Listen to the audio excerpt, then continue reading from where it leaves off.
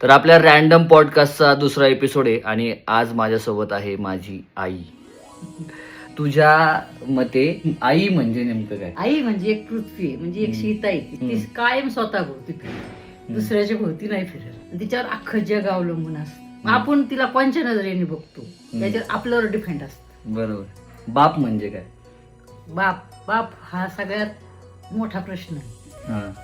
बाप हा आईपेक्षा पण बाप मोठा आहे, हम्म. सीतापेक्षा पण राम मोठे आहेत. हा.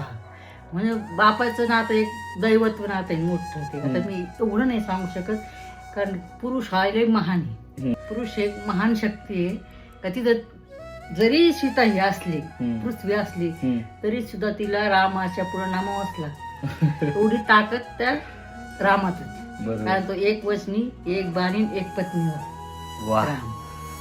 बाप रे.